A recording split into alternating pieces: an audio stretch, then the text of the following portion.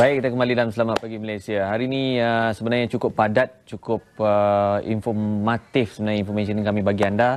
Dan apapun kita bercakap tentang pertanian dan penternakan jana sumber ekonomi. Ini antara topik yang kami akan bawakan khas untuk penonton Selamat Pagi Malaysia hari ini. Kita bersama dengan Cik Azrul Hakim Suradi, Pengarah Urusan Matki Kerayong Agrofarm, Pengurusi Mahat Tahfiz Al-Quran wal Imamah. Jadi selamat datang Cik Azrul. Terima kasih. Kita bercakap tentang pertanakan, pertanian menjadi sumber ekonomi, merupakan satu budaya sekarang ni atau menjadi satu sumber pendapatan untuk semua sebenarnya, bukan saja di Malaysia tapi di luar negara. Ceritakan sikit tentang program pertanian. Kita ada program pertanian dan peternakan di Mahat Tahfiz Al-Quran wal Imamah di Kampung Bukit Kerayong. Ya.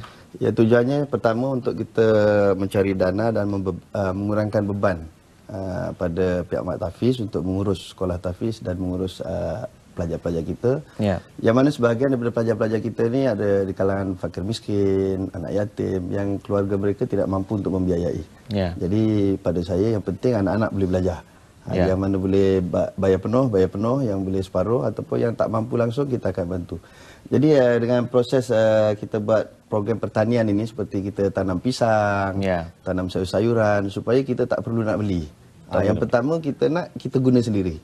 Jadi maksudnya ditanam di tempat tersebut tapi dimakan oleh penghuninya. Ya, kalau ada lebih pun kita jual. Ataupun ada tetamu datang kan dia nak juga ada tu ustaz tengok pisang besar ni cantik dia nak. Kita jual lah.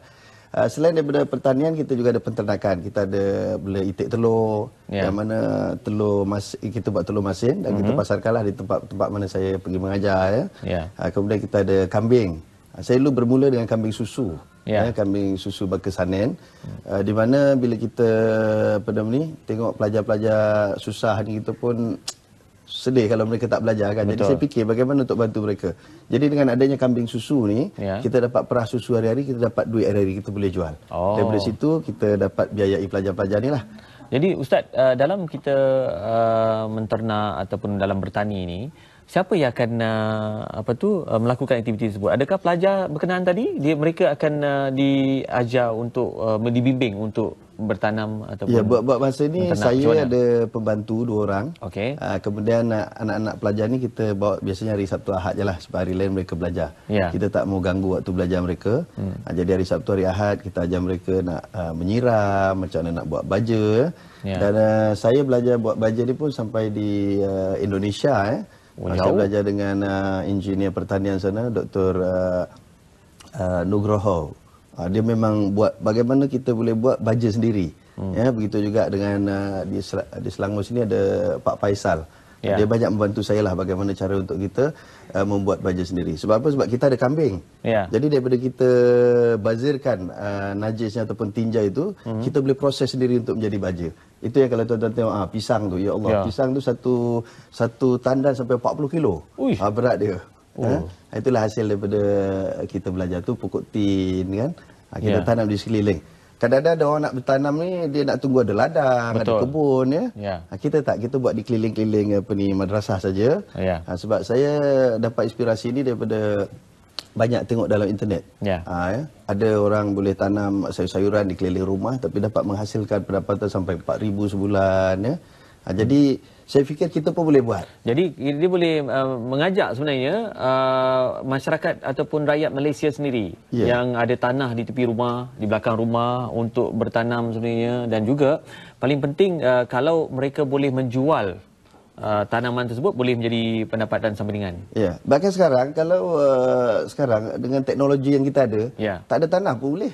Boleh? Boleh. Kita ada, di atas simen pun boleh dia ada dia pakai dulu hidroponik. Kemudian sekarang ada pula aquaponik. Kita tanam, kita beli ikan dalam kolam, air tu kita salurkan ke tempat tanaman jadi baja.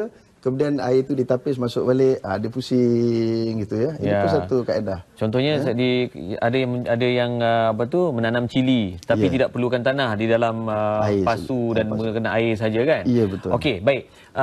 Kalau kita lihat di paparan skrin, banyak aktiviti tanaman dan ternakan yang dilakukan sebenarnya. Jadi sebenarnya kalau kita nak mengajak masyarakat ni untuk mempunyai satu budaya menanam, bertani dan sebagainya, adakah mudah ke tidak? Ada orang bertanya dengan saya nanti, mungkin nak menanam sayur tak mudah. Mungkin Ustaz ada orang yang membantu dan sebagainya. Macam mana?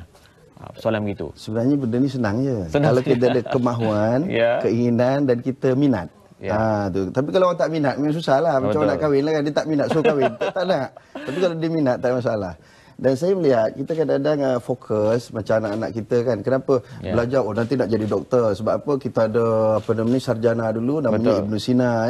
Tapi kita bila kaji tentang pertanian di dalam kitab-kitab, pertanian-pertanian moden ini pun sudah diasaskan oleh sarjana Islam kita. Contohnya Ibnu Awam dan beberapa orang lagi. Sistem irigasi misalnya, pengaliran air menggunakan pipe, itu sudah bermula di zaman kerajaan Islam Andalus di Spanyol. Begitu juga baja kompos. Kita baru nak cerita baja kompos, padahal dah lama dah benda tu. Yalah, kita lebih menekankan tentang dunia perubatan sebenarnya. Itu sebenarnya. Okey, baik. Bagaimana respon golongan muda nak bercucuk tanam ni sebenarnya zaman sekarang? Ustaz melihat macam mana? Sekarang kalau kita lihat dia macam di kampung-kampung pun, setelah mana kerajaan buat program-program untuk agropreneur muda ni, nampak alhamdulillah. Dulu mungkin tak ada galakan ataupun tidak ada bimbingan dan juga dana kan. Tapi sekarang ni kita lihat kerajaan alhamdulillah dia bagi macam orang nak buat fertigasi, dia akan bagi sistem dia punya kelengkapan, ada bantuan. Jadi mudah. Kadang-kadang anak-anak muda dia nak buat, dia tak ada modal. Betul. Yang keduanya tak ada ilmu dan bimbingan. Itu penting sebenarnya. Okey, kalau melihat dari segi industri pertanian dan peternakan ini merupakan satu industri yang tak pernah habis sebenarnya sampai bila-bila. Jadi apa tu perancangan Ustaz sendiri pada masa akan datang? Mungkin berapa banyak tahfiz kita nak sediakan lebih banyak tanaman dan sebagainya? Saya sedang buat beberapa cadangan untuk kita lanjutkan, insyaAllah. Kita nak cari tanah-tanah lagi di sekeliling Ma'had tu untuk kita buat beberapa jenis pertanian selain pertanian yang sumber untuk makanan kita harian. Mungkin kita boleh tanam benda-benda lain lah seperti kelapa. Hari ni orang fokus kelapa sawit je kan. Betul. Sampai habis pokok kelapa ditebangnya. Kita boleh buat. Orang Melayu kita, saya tengok gini, dia tengok kalau waktu tu satu benda tu dia jadi hasil yang bagus, semua tebang kelapa dia buat itu. Dan kita sambil tu kita akan buat di keliling-keliling Ma'had macam sekarang, kita akan teruskan lah. Jadi akan teruskan.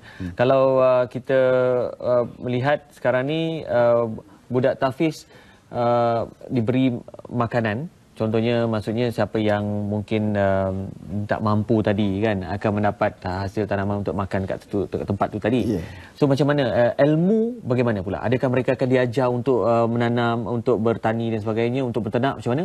Saya lihat ada pelajar-pelajar kita yang di IQ dah bagus. Dia menghafal cepat. Itu no problem lah. Mak bapak dia akan salurkan ke tempat yang lebih bagus kan. Betul. Tapi ada anak-anak yang agak ketinggalan, agak slow. Yang ni kita akan ajar kemahiran ini supaya bila mereka tamat di tempat kita, ataupun mungkin nak kata tamat pun susah juga pasal dia orang jenis slow kan. Tetapi mereka ada kemahiran. Kemahiran bercucuk tanam, kemahiran bela haiwan dan lain-lain yang mereka boleh gunakan untuk mereka sendiri pada masa akan datang, insya-Allah. Jadi mereka akan diajar untuk bertani dan juga untuk menternak untuk peternakan sebenarnya. Okey, baik. Sebenarnya satu program baik sebenarnya kerana kita melihat bahawa selain kita belajar ilmu agama ni, kita juga diajar macam mana untuk bertani, macam mana untuk menternak, satu skill sebenarnya, satu kemahiran yang tidak boleh. Tapi Syarin sebenarnya kalau orang pandang betul, bertani ni pun salah satu program agama. Jangan orang ingat agama ni ngapal Quran saja. Betul. Sebab apa? Dalam banyak hadis dan ayat Quran menceritakan tentang pertanian. Nabi sebut mayang suhur san aw yazri uzar'an, siapa yang bercucuk tanam, kemudian tumbuh berbuah orang yang menanam itu akan dapat pahala. Sekalipun buah tadi dimakan oleh haiwan ataupun dicuri oleh satu orang. Satu ibadah juga sebenarnya. Satu ibadah. Sebab tu para nabi dan para rasul kebanyakannya adalah di kalangan petani dan juga penternak. Jadi betul. Saya setuju dengan Ustaz sebenarnya. Jangan anggap bahawa belajar agama, belajar Al-Quran saja. Tapi sebenarnya bercucuk tanam ke apa pun pekerjaan merupakan satu ibadah sebenarnya. Okey, baik. Saya nak bertanya lagi dengan Ustaz. Dalam banyak pertanian ataupun penternakan, kalaulah saya orang baru nak mencuba ni sebenarnya dekat rumah, tanaman apa yang paling mudah dan ternakan apa yang paling mudah? Macam tu. Kalau tanaman ni paling mudah, ubi kayu lah. Kita cacak dia hidup. Lepas tu kita siram je kan. Tak perlu. Dapat buah, dapat pucuk boleh buat sayur hari-hari. Yang kedua kangkung. Kangkung pun senang. Kita campak je boleh hidup dan bayam. Ini tiga lah yang senang. Sebab saya di pondok tu pun kadang-kadang macam bayam tu tak payah tanam, dia tumbuh sendiri je. Tinggal kita jaga je kan. Ya, betul. Kalau peternakan sekarang ni yang paling senang ikan keli. Ikan keli ni dia cepat mendatangkan hasil. 2 bulan kita dah boleh raih. Sebab tu bila kita tengok hari ni harga ikan naik kan. Ikan kembung dulu kita kecil-kecil baru RM2-3 je. Sekarang dah sampai RM20. Sampai RM20. Jenuh kita nak bagi makan budak-budak tu. Betul. Tapi dengan adanya ikan keli tu 2 bulan kita dapat. Ini pun saya baru masukkan lagi ikan keli dengan ikan patin lah dalam kolam yang tadi kita tunjukkan dalam gambar-gambar tu. Tadi kita nampak gambar banyak kambing, ada lembu semua. Senang nak jaga macam mana? Ya, dia jaga binatang ni lagi senang daripada jaga orang lah. Kalau ikut pengalaman ya. Sebab haiwan ni dia kalau dia dah kita ajarkan. Contoh, pagi kita buka kandang dia keluar kan. Dia lepas asar dia balik sendiri dah. Ya. Dia akan balik sendiri ya. Kita akan ajar benda tu, kebiasaan. Satu lagi ada beberapa kaedah lah bagaimana supaya haiwan-haiwan ini jinak dengan kita. Ya. Antaranya kita bagi minum molasses. Molasses ni gula hitam. Ya, kalau kita tengok gambar di paparan skrin sekarang, itu merupakan satu proses apa tu sebenarnya? Itu selain daripada kita tadi jual kambing hidup, kita juga jual yang dah siap masak. Tadi isteri saya tu bantu saya untuk kita masak kari kambing ni. Biasa orang buat akikah lah. Buat akikah dia telefon kan. Kadang-kadang pula dia orang ni, dia bagi kita, Ustaz tolong saya nak buat akikah, Ustaz pergi cari kambing. Tu bermulanya saya bela kambing tu.